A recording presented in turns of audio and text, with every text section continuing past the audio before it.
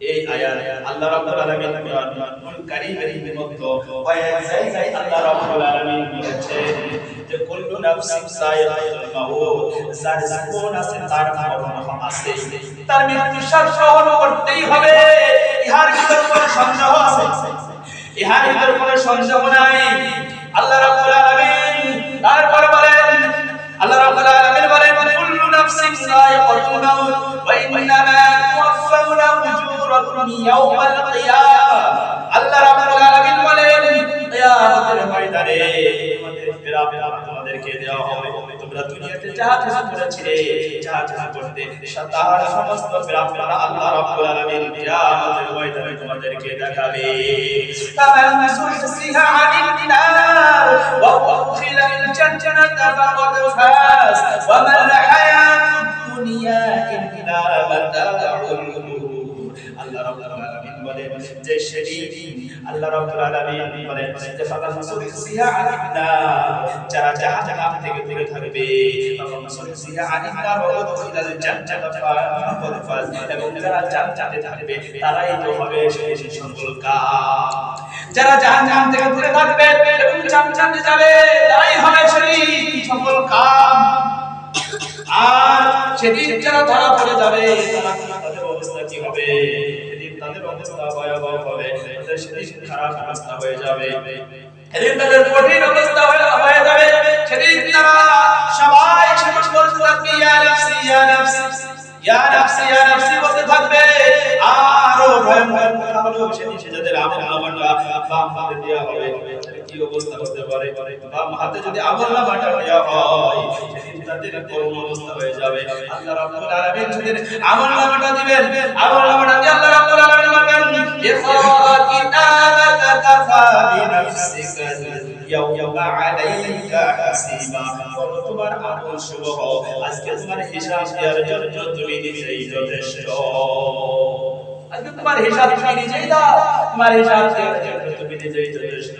এরপরে আমলনামাটা দেওয়া হবে, আমলনামাটা বলে দেবে লা ইয়াদু সগীরাতু ওয়া কাবীরাতু ইল্লা আহসাহা। দেখবে ছোট গুনাহটা করেছিলাম, গুনাহ মনে করতাম না, সেটাও দেখে আমলনামার আছে। আবার যারা বড় গুনাহ করেছিলাম সেটাও দেখে আমলনামার ভিতর আছে। কোনটাই বাদ যায়নি, সমস্ত কিছুই আমলনামার ভিতর হয়ে গেছে, কোনটাই বাদ যায়নি। তবে আমরা মনে করছি না এটা কোনো ব্যাপারই না, এটা কোনো বিষয় না, এটাকে জানা মনে করি। এজন্য মৃত্যু অনিবার্য, ইহার ভিতর কোনো সন্দেহ নাই। আল্লাহ রাব্বুল আলামিন আমাদের যে মাটি দিয়ে সৃষ্টি করেছেন সেই মাটির নিচে আমাদের সকলকে চলে যেতে হবে, আর ভিতর কোনো সন্দেহ নাই। মিনহা খালাকনাকুম ওয়া ফিহা নুঈদুকুম ওয়া মিনহা নুখরিজুকুম তারাতান উখরা। আমি তোমাদেরকে যে মাটি দিয়ে সৃষ্টি করেছি, আবার ওই মাটির ভিতর তোমাদেরকে আবার চলে আসতে হবে, ওই মাটির নিচে তোমাদেরকে দাফন করা হবে, তারপরে আবার ওই মাটি থেকে পুনরায় তোমাদেরকে কিয়ামতের ময়দানে আবার জীবিত করা হবে। এতটা কবর পড়ি আমরা, যখন মাটি নেই কবরে তখন আমরা এই মাটি, কিন্তু এই গোটা তো আমরা অর্থ জানি না, আমরা তো অর্থ জানি না, শুধু আমরা মাটি দিয়েই আসি, কিন্তু আমরা অর্থ জানি না। এজন্য সম্মানিত মুসল্লিরা আমাদের মৃত্যুর অনিবার্য, আমাদের মরতেই হবে, ইহার ভিতর কোনো সন্দেহ নাই। এজন্য আল্লাহ রাব্বুল আলামিন আমাদেরকে পৃথিবীতে পাঠিয়েছেন তার ইবাদত করার জন্য, তার গোলামি করার জন্য। আল্লাহ রাব্বুল আলামিন বলেন ইয়া আইয়ুহাল্লাযীনা আমানু তাকুল্লাহা ওয়াল তানজুর নাফসুম মা قدمت واتقوا الله إن الله خبير بما تعملون. আল্লাহ রাব্বুল আলামিন বলেন হে ইমানদাররা তোমরা আল্লাহকে ভয় করো। কাকে ভয় করতে হবে? ইয়া আইয়ুহাল্লাযীনা আমানু তাকুল্লাহ ওয়া তানজুর নাফসুম মা قدمت এবং তোমরা আগামী কালের জন্য কি পাঠিয়েছো, তোমরা আগামী কালের জন্য, আগামী কালে বলতে এখানে বোঝানো হয়েছে পরকালকে, যে পরকালের জন্য তোমরা কি পাঠিয়েছো, তোমরা কি দিয়েছো ইয়া আইয়ুহাল্লাযীনা আমানুল্লাহ এই মন্ত্রে তুমি আমাকে ভয় করো ওয়াল তানজুর নাফসুম মা কদ্দামাত লিওয়াল তোমরা পরকালের জন্য আগামী দিনের জন্য তোমরা পাপে কি দিয়েছো বলো ওরে কি বলেছো বলো ওয়াত্তাকুল্লাহ তোমরা আবার আল্লাহ বলছে ওয়াত্তাকুল্লাহ আল্লাহকে ভয় করো ইন্নাল্লাহ খাবীরুম বিমা তা'মালুন তোমরা ধারণা করো না কেন সব বিষয়ে খবর জেনে রাখেন কে সব বিষয়ে আল্লাহ রাব্বুল আলামিন খবর রাখেন আমরা কেউ বাঁচতে পারবো না দুনিয়াতে সুদ ঘুষ আছে দুনিয়াতে দেখা যায় একটা অনুসন্ধান করেছে মানুষ এরকম ভাবে একটা উকিল ধরে টাকা পয়সা দিয়ে অনেক সময় অনেক মামলা থেকে খালাস হয়ে যায় অনেক মামলা থেকে খালাস হয়ে যায় কিন্তু আমি যত বড় খবর আসে কি হয় না কেন আমার আপনার যত খবর চাই তাই না কেন টাকা পয়সা ঠিক না কেন যখন আমাদেরকে আপনার সন্তানের মতো যখন আমাদেরকে তিন বাঁধন দেওয়া হবে তিন বাঁধন দেওয়ার পরে কবরের ভিতরে আমাদেরকে দেখুন রাখা হবে ওইখানে যে যদি বলি আমি অমুক গোষ্ঠীর সন্তান আমি অমুক ইউনিয়নের চেয়ারম্যান আমি অমুক আসলে ইসলাম আমাকে মাফ করে দাও কবর বলবে কি মাফ করে দিচ্ছি কবর কি মাফ করবে কবর মাফ করবে না কবর মাফ করবে না কবর একটা জিনিস শিখবে সেটা হচ্ছে আমল যার আমল ভালো থাকবে কবর থেকে ছিনবে আমল ভালো থাকবে না কবর থেকে ছিনবে না কবর থেকে ছিনবে না জন্য বলা হয়েছে ওই দেখা যায় কবরস্থান ওই আমাদের ঘর ওইখানে থাকতে হবে সারা জীবন ও কবর কি চাস কি টাকা পয়সা লস্যি টাকা পয়সা লই না মুমিন বান্দা পায় না একটা যদি পায় ওই ধরে জান্নাতে ঢোকায় এই যে কবরে মুমিন বান্দা পাবে যখন কবর তাকে জান্নাতে ঢোকাবে মুমিন বান্দা পাবে না কবরের চতুর্পার্শ্বে মাটি এত জোরে চাপ দিবে এক পাথরের হাড় পাথরের মধ্যে ঢুকে যাবে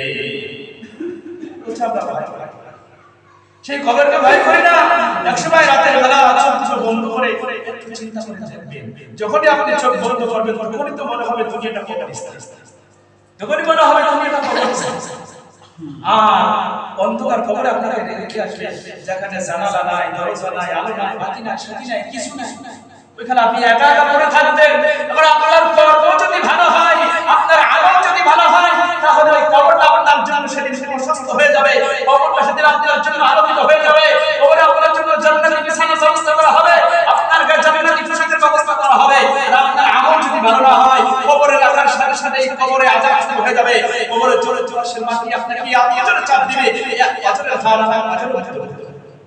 এদিন আপনি কোথায় যাবেন সেদিন আপনি হাজার চিৎকার দিবেন দুনিয়ার কোনো মানুষ চিনবে না কেউ সাহায্য করার জন্য এগিয়ে যাবে না কেউ সাহায্য করবে না এখনই রাস্তায় বিপদ হোক একটা দুর্ঘটনা হোক আমরা যদি শুনি অমুক অ্যাক্সিডেন্ট করেছে বা দুর্ঘটনা ঘটেছে অমুক বাড়িতে আগুন লেগেছে আমরা সঙ্গে সঙ্গে দৌড়ে যাব কিন্তু ভাই আপনার কবর যদি আগুন লেগে যায় জাহান্নামের আগুন যদি জ্বলে ওঠে দুনিয়ার কোনো মানুষ আপনাকে বাঁচাইতে পারবে না তারপরও আমরা সঙ্গে সঙ্গে কবে সঙ্গে সঙ্গে মাউতি কাযিন কুল্লু নাসিন শারিক কবর বাইদিন কুল্লু নাসিন লাকিন মরণ এমন একটা সর্বত এই সর্বত সবাইকে পার করতেই হবে কবর এমন একটা ঘর এমন একটা বাড়ি ওই কবরে সকলের যেতেই হবে কোনো সন্দেহ নাই সকলের ওই কবরে যেতেই হবে আল্লাহ রাব্বুল আলামিন এজন্য বলেন কুল্লু নাসিন যায়িকাতুল মাউত মৃত্যু শ্বাস সকলের গ্রহণ করতেই হবে সকলের এই সর্বত পান করতেই হবে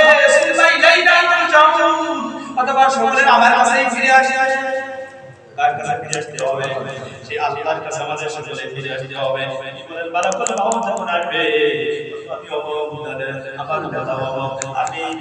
আমি তার নেতৃত্ব মানে আমি তার দলের তার বালাকল মাওত এসে না আমার জানতা জীবন বালাকল মাওত শুনবে বালাকল মাওত শুনবে না আপনি কোন দলের নেতা আপনি কোন দেশের নেতা বালাকল মাওত কিছুই শুনবে না বালাকল মাওত যখন সময় হয়ে যাবে আপনি আর জান্নাতে নিয়ে চলে যাবে সুবহানাল্লাহ আলাইহি সাল্লাম যখন বাইতুল মুকাদ্দাস নির্মাণ করতেছিলেন শত শত জিনেরা কাজ করতেছিল সুবহানাল্লাহ আলাইহি সাল্লাম একটা কাছের ঘরের মধ্যে তিনি বসেছিলেন আর কাজ করা অবস্থায় কাজ করা অবস্থায় বালাকল মাওত চলে আসলো সুবহানাল্লাহ আলাইহি সাল্লামের জান্নাতে নিয়ে চলে গেল আর জিনেরা মনে মনে সুলাইমান আলাইহিস সালাম মনে হয় যে জীবিত আছে, কারণ জিনেরা সুলাইমান আলাইহিস সালামের হুকুম মানত, সমস্ত কিছু সুলাইমান আলাইহিস সালামের হুকুম মানত।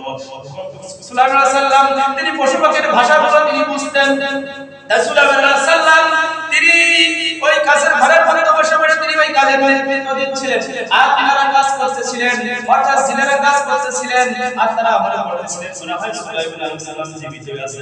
কিন্তু এদিকে মালাকুল মউত সুলাইমান আলাইহিস সালামকে নিয়ে চলে গেছেন, এদিকে বাইতুল মুকাদ্দাসের কাজ শেষ হয়ে গেল। এরপরে জিনেরা লক্ষ্য করে দেখলো সুলাইমান আলাইহিস সালাম যে লাঠির উপর ভর করে তিনি দাঁড়িয়ে রয়েছেন, সেই লাঠিটা ওই পর্যন্ত ওই ফুটাই পর্যন্ত খেয়ে ফেলেছে, আর ওই ফুটাই খাওয়ার পরে লাঠিটা ভেঙে গেছে, সুলাইমান আলাইহিস সালাম পড়ে গিয়েছে। সুলাইমান সালাম আল্লাহ এত বড় গুরু দায়িত্ব আমাকে দিয়েছেন, এই কাজটা শেষ হোক তারপরে মালাকুল মউত আমার কাছে পাঠান। সুলাইমান সালাম কি সুযোগ দেওয়া হয়েছে? কাউকে সুযোগ দেওয়া হয়নি। আর আমি কোথায় সলিমুদ্দি কলিমুদ্দি, আমাকে আপনাকে সুযোগ দেওয়া হবে না। ঠিক নির্ধারিত সময় মালাকুল মউত আমার এই সামনে হাজির হয়ে যাবে, ঠিক নির্ধারিত সময় কাউকে সুযোগ দেওয়া হবে, যখন সময় হবে চলে আসবে। এই জন্য বলতে চাই এই দুনিয়ার মহব্বতে করা যাবে না। বাল তুসিউনাল হায়াতাদ দুনিয়া ওয়াল আখিরাতু খায়রুন ওয়া আবকা। দুনিয়াকে প্রাধান্য দিও না, দুনিয়ার মোহে পড়ে, দুনিয়ার ধন সম্পদের মোহে পড়ে, দুনিয়ার টাকা পয়সার লোভ লালসায় পড়ে তোমরা দুনিয়াকে প্রাধান্য দিও না, দুনিয়াকে ভালোবাসো না, তোমরা প্রাধান্য দাও আখিরাতকে। কারণ আখিরাতের জিন্দেগি হলো তোমাদের সব, আখিরাতের জিন্দেগি হলো তোমাদের সব। قد أفلح من تزكى وذكر اسم ربه فصلى بل تؤثرون الحياة الدنيا। الله رب العالمين বলেন قد أفلح من تزكى, সফল কাম হয়েছে তারাই, وذكر اسم ربه فصلى وذكر اسم ربه, এবং যারা সর্বদা স্মরণ করে থাকে, যারা সর্বদা স্মরণ করে রব্বিহি ফাসাল্লা, এবং সেভাবে স্মরণ করে না, সেভাবে স্মরণ করে আর যদি বিপদ আসে সর্বহারতে সর্ব অবস্থায় রবের সামনে তারা নামাজে দাঁড়িয়ে যায়, তারাই হলো আফলাহা মান তাযাক্কা, তারাই হলো সফল কাম। আমরা রবকে স্মরণ করি মাত্র যখন বিপদে পড়ি তখন আসে নামাজে দাঁড়াই, বিপদ চলে যায় তখন আল্লাহকেও আমরা ভুলে যাই। এরকম মুসলমান মনে হয় বাংলার জমিনে একজন নাই, আছে না? বিপদ যে সময় পড়ে পড়ে বাবা তখন নামাজে তো পড়া পড়ে, আমার জীবন বিপদ শেষ সরি বলে যাচ্ছে কিনা? হ্যাঁ, আরে নবী করতে দিও তাকে আপনি নামাজে নামাজ এরা হলো সুযোগবাদী। এজন্য আল্লাহকে যারা সবসময় স্মরণ করে নামাজ পড়ে তারাই হলো সফল কাম। এজন্য সম্মানিত হাজিরিন, সম্মানিত মুসল্লিয়ান কিরাম, আল্লাহ রাব্বুল আলামিন যেহেতু আমাদেরকে দুনিয়াতে পাঠিয়েছেন, বরফ যেমন আপনি ফ্রিজের ডিপ থেকে যখন আপনি বরফটা বাহির করবেন, বরফটা বাহির করার পর যখন আপনি বরফটা রাখবেন, রাখার সাথে সাথে বরফটা গলতে শুরু করবে, বরফটার সময় গলতে